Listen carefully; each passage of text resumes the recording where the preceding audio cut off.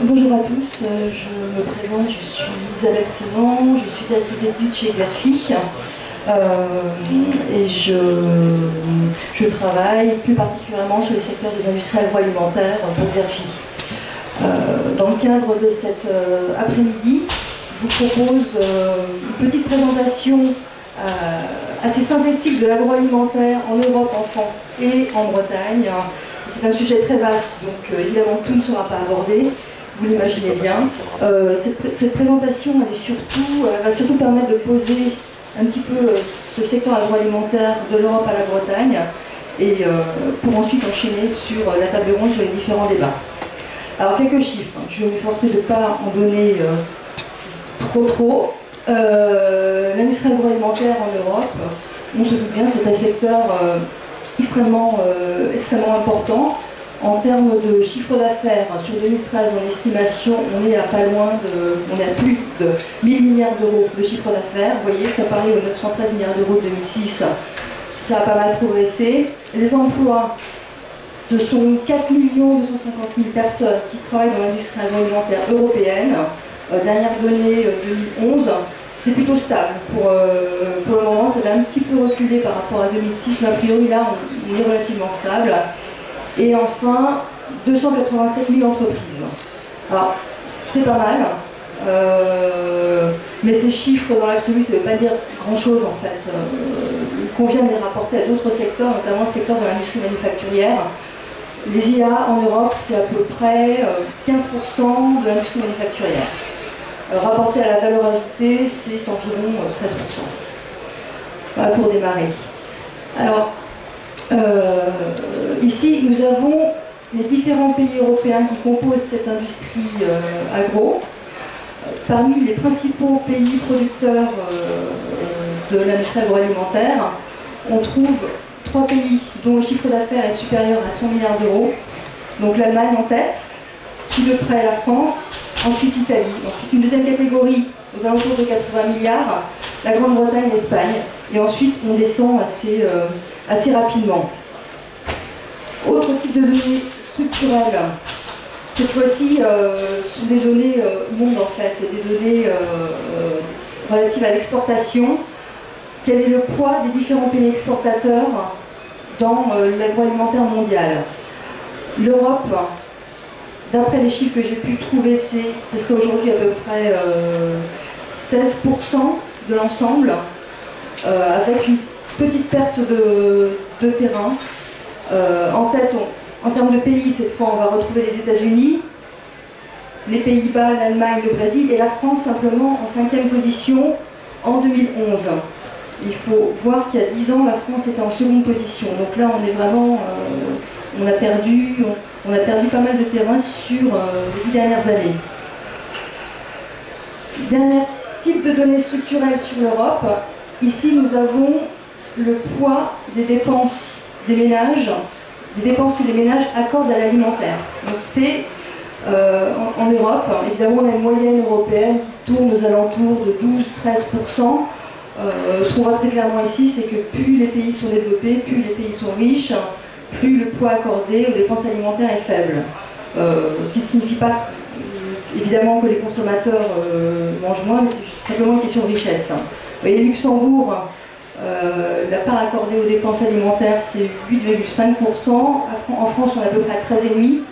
En revanche, dans les pays de l'Est, Roumanie, Lituanie, on est à plus de 25, quasiment 30% pour la Roumanie. Donc, ce sont des chiffres qui étaient les chiffres français il y a une trentaine, quarantaine d'années. Passons maintenant à quelques informations en termes de dynamique de croissance cette fois. Sur cette slide, nous voyons l'évolution de la production des industries agroalimentaires européennes. Ce sont des données Eurostat. Donc, quelques pays sont représentés ici parmi les gros pays producteurs en agroalimentaire. On voit clairement que tous les pays ont subi le choc de 2009, avec un repli de la production plus ou moins prononcé. Il a été assez prononcé en Grande-Bretagne, plutôt fort en Grande-Bretagne, un petit peu moins pour les autres pays. Mais ce qu'on observe surtout, c'est que les 4 pays, Allemagne, Italie, France, Grande-Bretagne, ont réussi à remonter la pente depuis 2009. En revanche, l'Espagne le niveau de production espagnol en volume est inférieur à son niveau de 2005. En termes de chiffre d'affaires, on a une dynamique, cette fois on est en valeur, indice base 100 2005. On a également cette inflexion sur 2009 qu'ont connu tous les pays. En revanche, les écarts sont bien moins importants, avec l'Allemagne toujours en tête, dont le chiffre d'affaires en Indonésia a progressé d'environ 30% entre 2005 et 2013. En revanche, l'Espagne, toujours l'Espagne,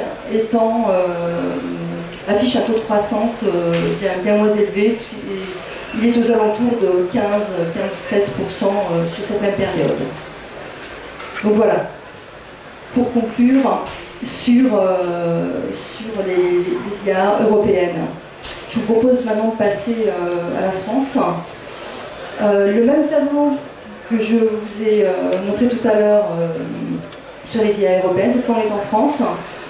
En 2013, a priori, le chiffre d'affaires estimé est aux alentours de 170 milliards d'euros pour les industries agroalimentaires françaises. C'est environ 16%, 15-16% du chiffre d'affaires européen et 20% du chiffre d'affaires de l'industrie manufacturière en France. Les emplois, 477 milliers de personnes.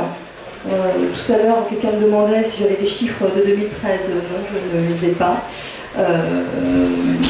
C'est 11% de l'emploi agroalimentaire européen et 17% de l'emploi de l'industrie manufacturière.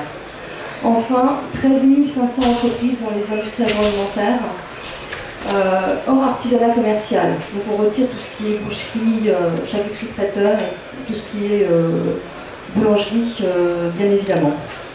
Donc voilà pour le côté structurel. Passons maintenant à une analyse un petit peu dans la dynamique.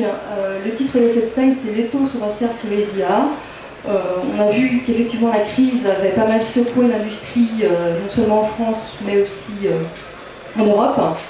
Alors, il y a plusieurs indicateurs qui montrent que l'industrie est toujours en difficulté aujourd'hui. Production industrielle en recul, un solde structurel, certes excédentaire, je vous montrerai dans peu de temps, mais déficitaire hors boisson, des défaillances en hausse. Seule bonne nouvelle, c'est le taux de marge opérationnelle qui a eu tendance à se redresser sur les derniers trimestres. Alors, plus précisément, voilà, la production des industries agro, elle est exprimée sur le graphique de gauche en volume. Il y a deux types d'histogrammes, un bleu qui correspond à la production manufacturière et un grisé qui correspond à la production des IA. Bon, ce qu'on observe, c'est qu'en 2012, la production agro française a reculé de 0,6%. Le recul s'est accentué en 2013, on est tombé à moins 1,6%. Et sur la période de référence qui va de 2000 à 2013, l'industrie agro-française a fait plus de 2% seulement, ce qui est évidemment très faible, mais quand on le compare à l'industrie manufacturière dans sa globalité, c'est nettement mieux, puisque l'industrie manuf a connu une baisse de 17% de sa production au cours de cette période. Et ce qu'on constate également sur le graphique de droite, c'est que l'ensemble des secteurs est concerné par cette baisse de la production. Personne n'y a échappé en 2013, y compris les produits laitiers qui avaient résisté en 2012, les boissons, les fruits et légumes, les viandes, etc. Et même la catégorie autres produits alimentaires. Alors, concernant les performances économiques, je vous le disais tout à l'heure, sur ce graphique, on a en rouge la courbe qui représente l'excédent brut d'exploitation rapporté à la valeur ajoutée pour l'industrie agroalimentaire. En grisé, la même chose côté industrie. On voit que de 88 jusqu'à 2010, ça n'avait cessé de reculer, et même reculer assez fortement, puisqu'on avait atteint un point bas en 2010. Depuis, la situation s'améliore. Le dernier point qu'on voit qui se redresse, c'est le troisième trimestre 2013. Donc, ce redressement est en grande partie lié aux moindres tensions en amont sur les coûts d'approvisionnement, en fait. Concernant maintenant le commerce extérieur, Alors vous avez les exportations et les importations de produits agroalimentaires effectués par la France. On constate deux choses. D'une part, que les exportations ont tendance à baisser en 2013, et les importations également, mais moins fortement. Conclusion, le solde commercial devrait s'établir aux alentours de 6 milliards d'euros cette année, enfin pour l'année dernière. Mais c'est un solde qui est en baisse d'environ 1,8 milliard d'euros par rapport à son niveau 2012.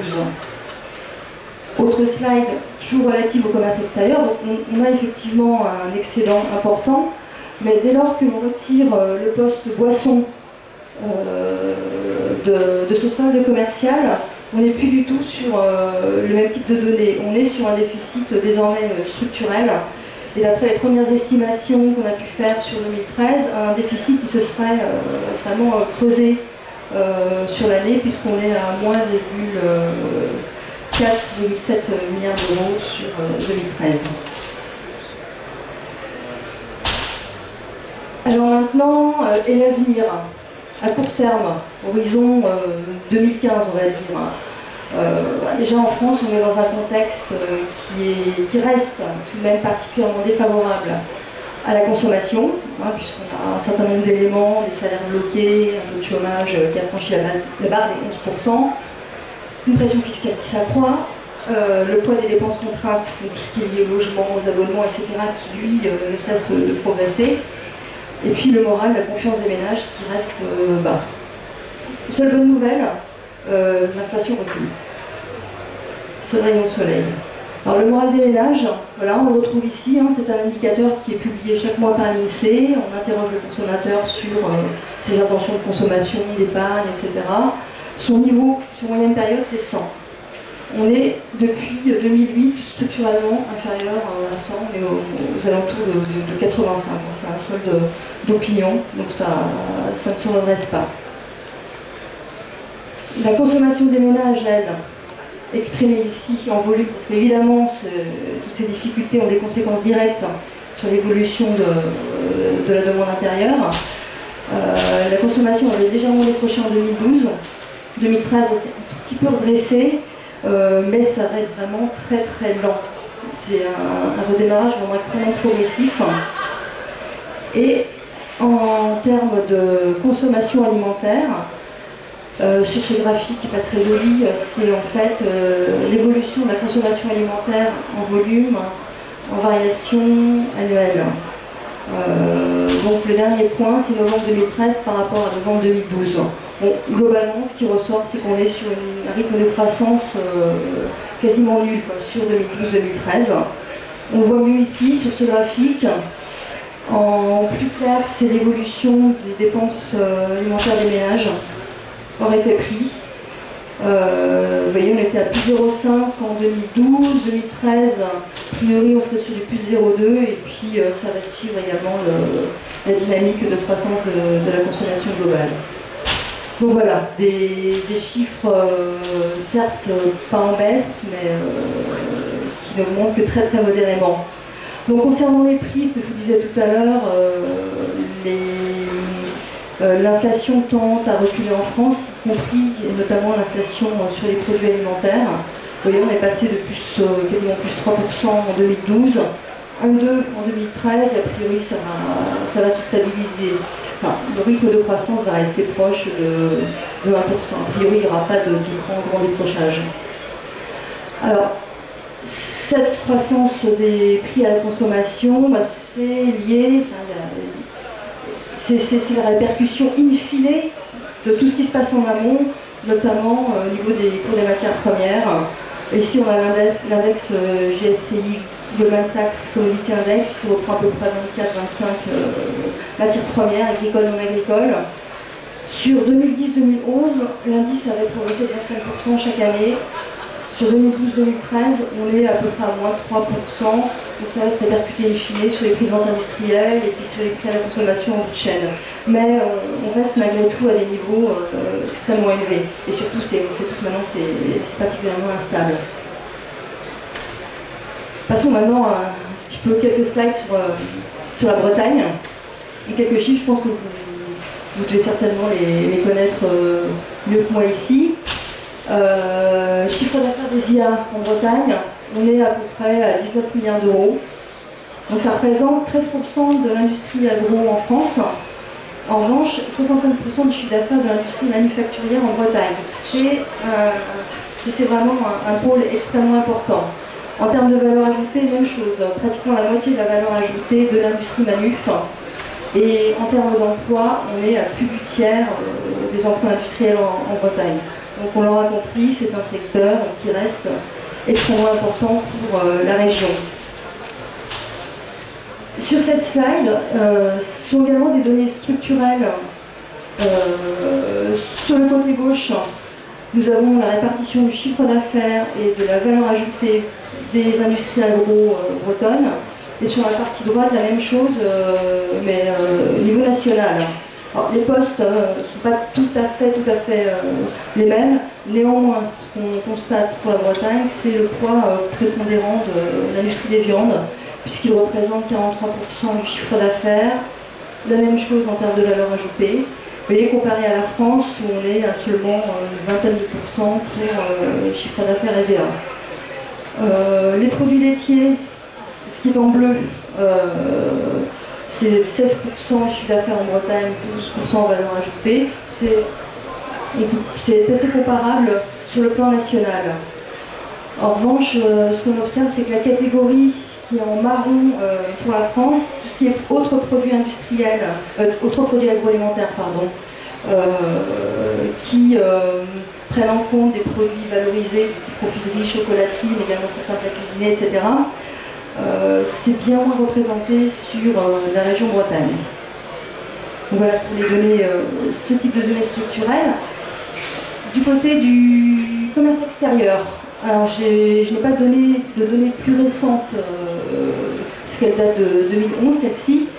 À gauche, pour la Bretagne, nous avons les principaux postes d'exportation des industries de l'agroalimentaire breton. La même chose pour la France, sur la droite.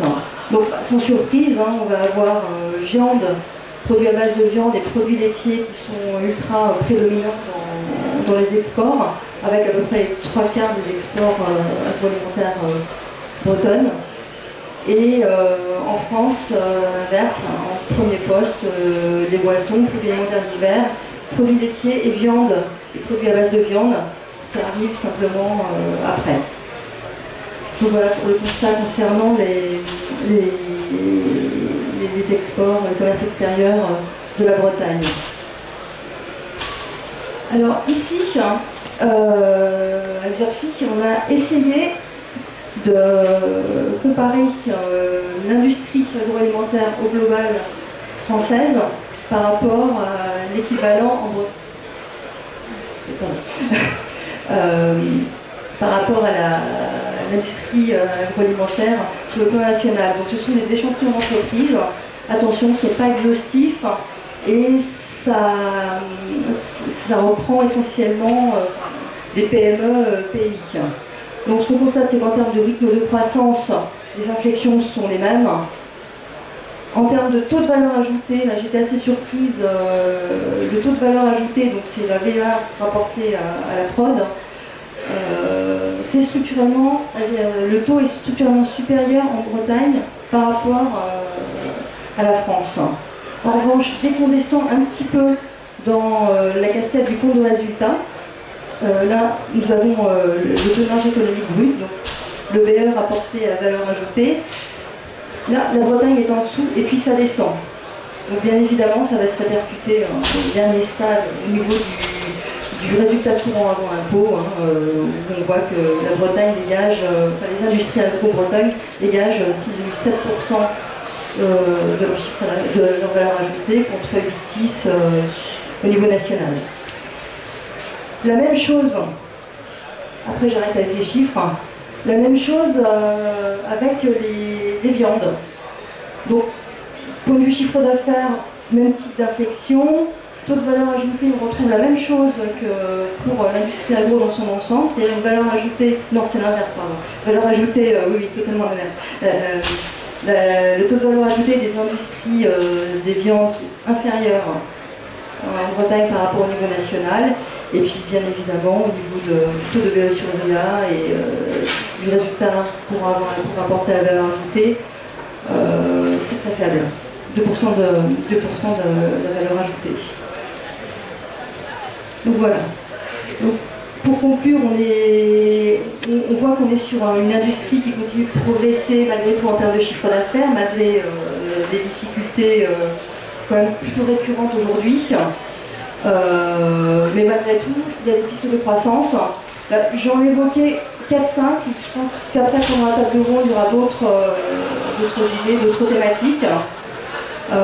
Pour commencer, je démarre souvent par ces petits slides qui reprend les évolutions du discours alimentaire dominant en France. Il y a toujours un discours alimentaire dominant qui va conditionner à la fois les modes de consommation des ménages, et puis l'offre de produits, des industriels, des restaurateurs, etc. Donc ça évolue sans cesse. Là, sur 5 décennies, vous voyez, on est passé des années 70, manger moins, aux années 80, manger vite, etc. Et plus on se rapproche, plus on arrive vers du manger juste, du manger efficace, du manger sain. Par exemple, 90, dans les années 90, c'est une décennie qui a été marquée par pas mal de scandales sanitaires alimentaires. C'est cette notion de manger juste qui est apparue. On voulait plus de naturel. Les questions de traçabilité ont commencé à germer. Les années 2000, on veut manger efficace, on fait attention à notre santé. On commence à s'inquiéter du vieillissement de la population, etc. Donc c'est l'explosion du marché bio et également le développement des aliments santé. Aujourd'hui, en 2010, on est plus sur du manger sain, avec un esprit sain, dans un corps sain.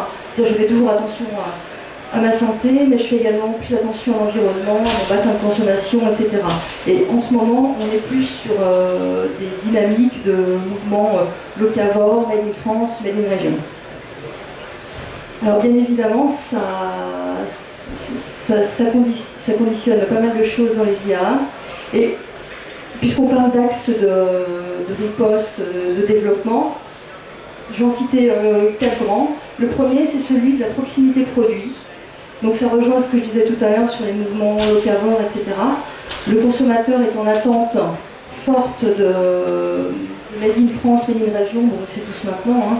Ici, sur ce graphique, j'ai repris les données du CREDOC, qui chaque année réalise des enquêtes consommateurs sur différentes thématiques. Ici, c'est l'évolution des principaux critères qui vont motiver l'achat d'un produit de consommation. Donc, 2 chiffres que j'ai notés, c'est le fait que le produit est fabriqué en France, c'est important pour 81% de la population. Ça a augmenté assez fortement depuis 2007-2008. Et en orangé, à 71%, le fait que le produit soit fabriqué dans sa région d'appartenance est également un critère important. Bon, il ne faut pas oublier qu'en tête, on va retrouver les garanties d'hygiène, de sécurité et bien évidemment les prix. Voilà. Mais tout ça, ça se traduit par un certain nombre d'axes de riposte de la part à la fois des entreprises, des régions, etc. On a vu depuis 5-6 ans se développer très fortement toutes les marques régionales. Donc produit en Bretagne, c'est une des plus anciennes et des plus importantes. Sud de France est également très importante, mais puis il y en a plein d'autres. Et quand on essaie de faire une carte de France, je pense qu'il m'en manque certains, mais quasiment toutes les régions françaises aujourd'hui ont leur marque régionale. Parfois c'est simplement, ça peut être une marque départementale, comme Produit en Aveyron ou la marque vendéenne. Mais le mouvement est vraiment très très fort. Alors ça va permettre aux PME de bénéficier d'opérations de communication, un petit peu de référencement grande surface, etc. À côté de ça, bien entendu, industriels et fédérations travaillent de leur côté. On va trouver 4 axes ici, 4 types d'exemples en fait. On va, pour certains, miser sur la traçabilité amont des approvisionnements, avec des références du type les produits du biscuit élu, où on met en avant l'origine du blé, ou encore ceci Sénaf, où on va connaître le producteur de porc qui a été utilisé pour la fabrication des saucisses. On va décliner aussi régionalement des produits alimentaires classiques, enfin, qui n'ont pas d'identité régionale forte. Hein. Ça va être le café, ça va être les fruits du Nord, bien évidemment le coca, tous les coca régionaux. Ça va permettre aussi, sur certains marchés matures, de tabler véritablement sur l'origine pour différencier les offres. Par exemple, c'est le beurre le beurre de Quimper. On mise vraiment sur des origines extrêmement précises. Et en parallèle, on a tous les fédérations nationales aussi qui vont développer leur Made in France, fier de nos éleveurs, vive les françaises, etc. Autre axe de riposte, intégrer la distribution. Alors, intégrer la distribution, ça ne veut pas dire être référencé en grande distribution, mais ça veut dire se lancer dans la distribution. Alors, pourquoi développer des magasins? Trois grandes raisons. Il y a un problème de lien avec le consommateur. Le consommateur aujourd'hui est à la recherche de proximité, mais également il recherche un lien avec la marque, avec l'opérateur, avec le produit, etc. Donc, le fait de créer un point de vente à sa marque, ça permet de vraiment se rapprocher du consommateur. Deuxième axe, ça permet aussi de tester de nouveaux produits. C'est le cas de Bonduelle, par exemple, qui va tester des produits dans son magasin d'usine. Et ça permet aussi de faire évoluer les rapports de force avec la grande distribution, notamment à travers ce lien plus fort qui va être créé avec la marque. Alors, quelques exemples, hein, il y a beaucoup d'industriels agro qui ont développé des points de vente, différents types de stratégies. La perle des dieux, c'est la conserverie vendéenne. Donc, 6 magasins en France, on est plutôt sur du qualitatif, quasiment du produit d'épicerie fine en fait. Le magasin d'usine, c'est un grand classique dans l'agroalimentaire. Bonduelle l'a fait. Ou alors, dernier exemple, la Coperle, qui a à peu près 80 points de vente en boucherie-charcuterie aujourd'hui et qui a créé début 2013 une nouvelle enseigne qui s'appelle Aurélien, qui se veut plus moderne, etc. Alors, la distribution, ce n'est plus seulement aujourd'hui le magasin en dur en fait, hein, parce qu'évidemment le consommateur est totalement cross-canal, donc de plus en plus il y a le rôle d'Internet qui va jouer. Et Internet va permettre, une fois de plus, de se rapprocher du consommateur, mais aussi de personnaliser, les offres proposées aux consommateurs. Alors, évidemment, il y a des avantages, des inconvénients à la personnalisation. Les inconvénients, c'est que les prix sont plus chers. C'est plus cher d'avoir une offre totalement personnalisée, des délais de livraison plus élevés, et puis ça demande un effort au client. On a toujours envie de faire des efforts. En revanche, côté satisfaction, le consommateur est satisfait, il a un produit qui va lui correspondre totalement. On peut précommander. L'industriel va connaître les attentes du consommateur et les interactions avec lui, en termes de fidélisation, etc. Ça peut être important. Alors concrètement, on a quelques exemples. Cette personnalisation, évidemment, ce n'est pas que du sur-mesure. On peut partir de tout en bas des séries limitées, exclusives, des grands groupes le font, Evian, Coca, etc., à la customisation, où on va pouvoir graver des trucs sur les bouteilles ou sur les M&M's. Degré supérieur, la personnalisation modulaire, c'est un site My Swiss Chocolate qui est assez intéressant. Il propose en fait 4 types de tablettes, 4 types de chocolat, pardon. Et ensuite, on peut personnaliser à la fois la tablette, mais également le packaging avec ses photos personnelles, etc. Et dernier niveau, le sur-mesure. Alors, on est plus dans de l'artisanat. Alors, troisième axe.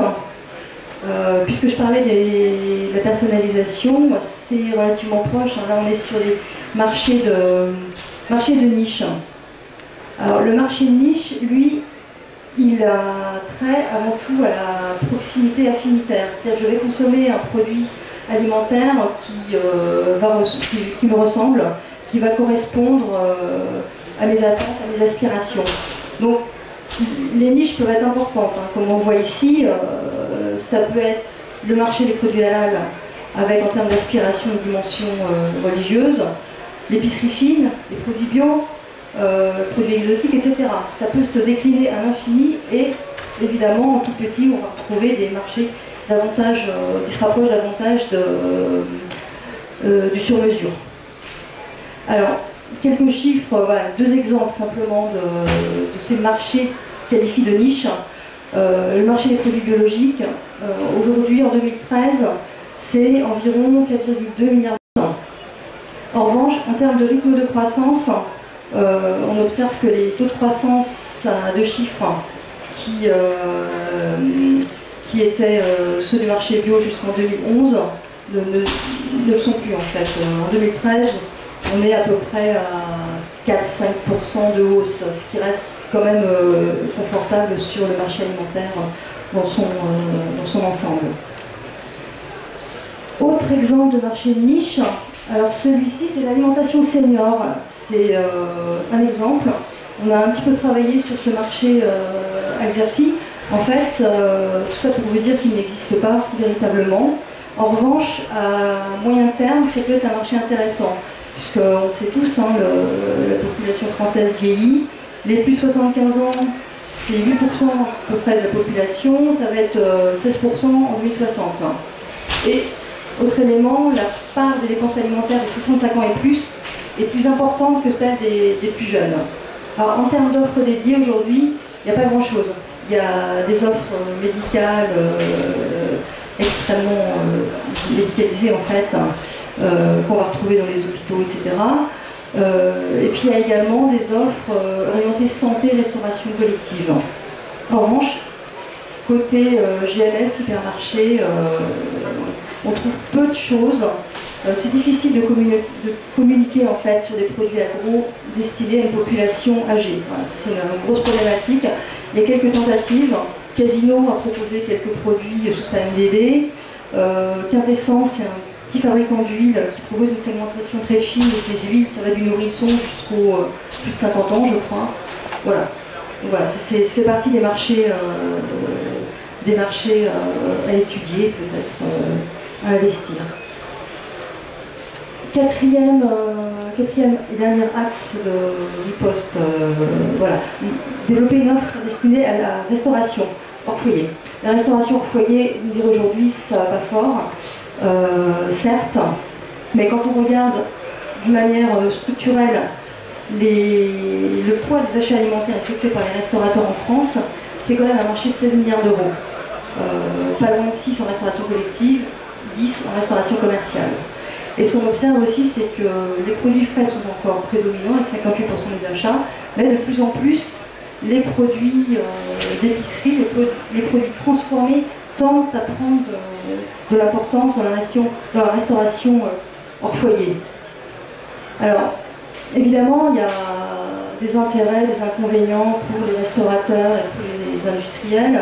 Du côté des difficultés de faire passer des produits agro en restauration, les détracteurs avancent souvent une moindre qualité du produit déjà transformé par rapport aux produits frais. Autre critique, c'est le manque de variété de l'offre. On va retrouver dans les desserts, par exemple, on retrouve toujours le fondant de chocolat, etc. Évidemment, un manque de variété de l'offre. En revanche, du côté des avantages pour les restaurateurs, il y a un avantage économique sensible, puisque le surcoût lié à un produit transformé va être contrebalancé par des frais de personnel, évidemment, qui vont être sensiblement diminués. Ensuite, les produits industriels sont réguliers. Et enfin, dernier point, en termes de limitation des déchets, tout ce qui est produits surgelés, portionnables, etc., ça présente un intérêt évident pour les restaurateurs, moins de produits gâchés. Alors, pour conclure, donc évidemment, un axe que je n'ai pas vraiment abordé aussi, c'est la difficulté, la nécessité de renforcer le niveau de concentration des industries agro pour notamment s'imposer à l'international. C'est évident, c'est plus facile pour un grand groupe que pour une PME d'aller conquérir les marchés internationaux, mais aussi pour s'imposer par rapport aux clients de la grande distribution alimentaire.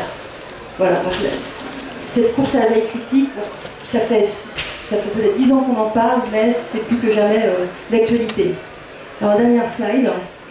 Les mouvements de concentration, il y en a depuis longtemps, et on voit que ça continue, ça a même peut-être tendance à s'accélérer, hein, notamment sur certaines catégories de produits, dans les branches laitières par exemple, L'Oréal, Agrial, Coralis.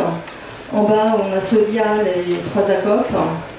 Et ensuite, Delpera, lui, qui vise plutôt des produits qualitatifs, gastronomiques, qui cherche aussi à concentrer les offres. Voilà. C'était ma dernière slide.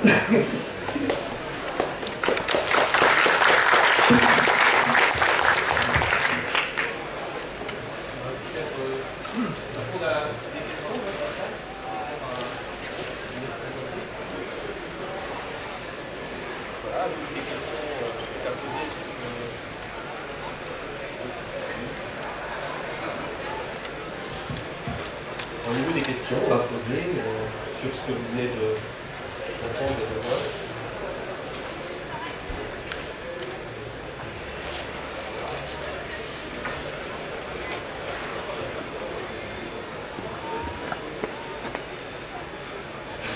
Oui, bonjour, Jean-Paul Signy, Bretagne Développement Innovation. Est-ce que vous pensez qu'il y a des types d'industries régionales agroalimentaires en France? Est-ce qu'il y a des typicités d'industrie régionale? En termes de quoi? De spécialisation de produits, de positionnement, est-ce que vous pensez que l'industrie régionale du Nord-Pas-de-Calais n'est pas comme celle de l'Ouest, mais différente de celle du Sud-Ouest? Non mais j'en pose peut-être une porte ouverte, mais comment vous répondez à cette question? Oui, ça dépend énormément en fait il y a souvent de types de matières premières qu'on va trouver dans les différentes régions. En Bretagne, on est une région d'élevage, donc on va retrouver des produits laitiers, de la viande. Dans le Nord, on va avoir des cultures betteravières, de la pomme de terre, on va avoir des entreprises de l'industrie du sucre qui vont se trouver là. Dans le Sud-Ouest, du maïs, donc voilà, des canards, du foie gras. Voilà, mais sinon, je vois pas d'autres typicités en fait en termes d'industrie agro. Sûr. En termes de modèle économique, notamment de capitalisation, de relation avec la distribution, on parlait de Delpera, par exemple, c'est une entreprise qui est plutôt du Sud-Ouest au départ. Ouais. On va par exemple, c'est un modèle de fédération d'entreprises qui est différent de celui qu'on a par exemple en Bretagne. D'accord, je ne connais pas suffisamment les tissus économiques des différentes régions pour répondre précisément à cette question.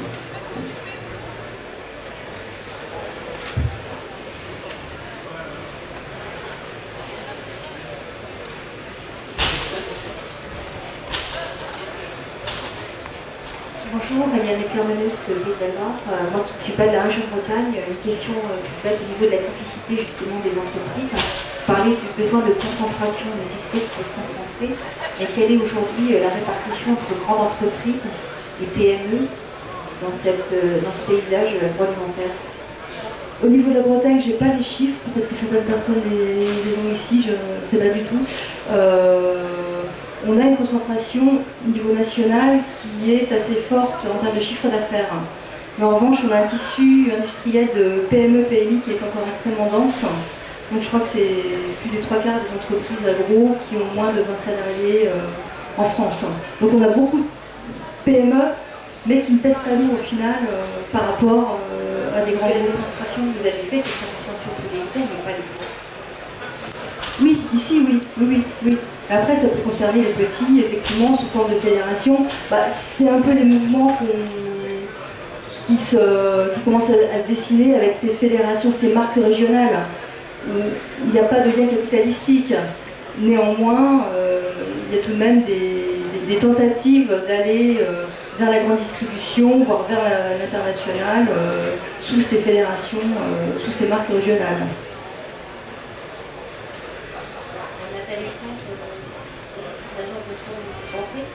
Est-ce qu'à votre avis, la régionalisation des marques au début, au milieu, à la fin? Pour la régionalisation des marques, Pour à quel niveau de maturité? à mon avis, d'ici 2-3 ans, ça sera totalement mature. Parce que je pense qu'on a vraiment ce développement des marques régionales et en partie liée à la crise économique. Bien évidemment, en cas de crise économique, on a tendance à se replier sur son bassin de consommation, à privilégier des marques régionales, des producteurs que l'on connaît. Si on estime que d'ici 2 ans, on n'est plus dans une situation de crise économique, ça peut basculer assez vite. C'est-à-dire que les marques qui n'auront pas eu une réflexion marketing suffisamment forte, etc., elles risquent de pas survivre. Par rapport à ce que vous pensez que c'est lié à la population locavore, justement, elle peut être distincte entre le locavorisme et les marques régionales, c'est lié, mais en même temps, on ne va pas forcément retrouver le même type de consommateurs. On va avoir une partie des consommateurs locavores qui vraiment sont soucieux à la fois de leur santé, mais aussi de leur environnement. Ceux-là, a priori, resteront locavores encore pendant un petit moment. Mais c'est comme la consommation de produits biologiques, en fait. Une partie de la population est bio à 100%, mais c'est une frange qui est extrêmement faible. Dernière question, après au niveau de la distribution, est-ce que vous pensez que la tendance de s'auto-distribuer en tant qu'industrie agroalimentaire est au début, ou c'est une vraie tendance de fond pour se dégager des puissantes distributions actuelles? Au début, je dirais pas ça, parce que ça fait tout de même longtemps que les industries agro ont soit des points de vente en propre, soit des magasins d'usine, etc. Mais on sent que c'est quelque chose qui est en train de bouger pas mal, notamment via Internet, les réseaux sociaux, enfin voilà, il y a une proximité qui est en train de se créer. À moyen terme, je ne pense pas que toutes les industries agroalimentaires vont développer leur point de vente, mais le mouvement va encore évoluer dans les prochaines années.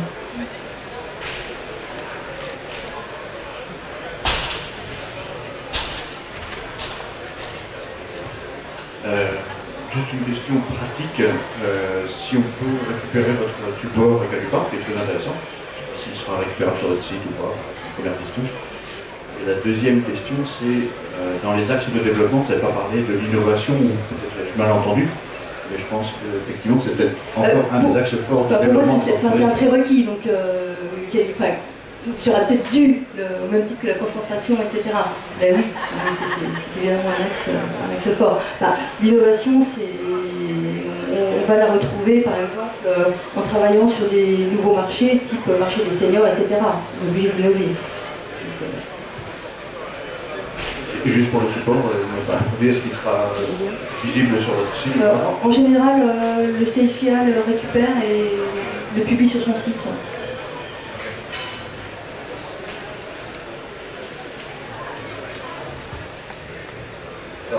Est-ce que vous avez dit que la concentration c'était un axe, que l'innovation c'est un axe induit? Est-ce que la coopération ne serait pas un axe au-delà de du simple affichage de marques régionales? La coopération entre industriels de l'agroalimentaire? C'est peut-être un peu pieux. Oui, certainement, mais dans quelles industries par exemple?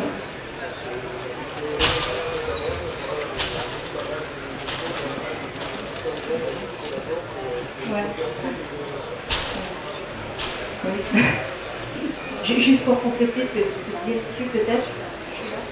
Juste pour compléter ce que disait monsieur, je suis tout à fait d'accord, parce qu'on parle de plus en plus d'économie circulaire. Donc l'économie circulaire, c'est aussi dans la production, mais aussi dans le partage des process, peut-être. Oui, je suis que d'accord avec vous. Plutôt coopération que concentration. Plutôt coopération que concentration. D'accord.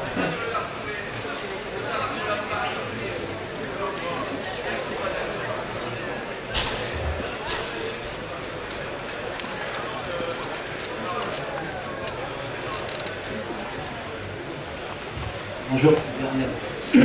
Vous avez évoqué donc la perte de valeur ajoutée dans les entreprises agroalimentaires globalement, pour partie avec une baisse de la consommation. Pour autant, les importations, si on parle de la Bretagne et des produits carnés, augmentent d'année en année pour atteindre dans le cadre de la Bretagne plus de 40% de la consommation. Alors certes, je vais avoir votre analyse, parce qu'on parle d'innovation, est-ce qu'il n'est pas aussi nécessaire de regagner en compétitivité sur l'ensemble de nos filières? Si, mais là, si on part, là c'est un éternel débat quoi, entre jouer la carte de l'innovation, de la très forte valeur ajoutée, jouer la carte de la compétitivité prix. C'est un débat, enfin, on ne peut pas trancher, c'est le débat que vous allez faire. Bon.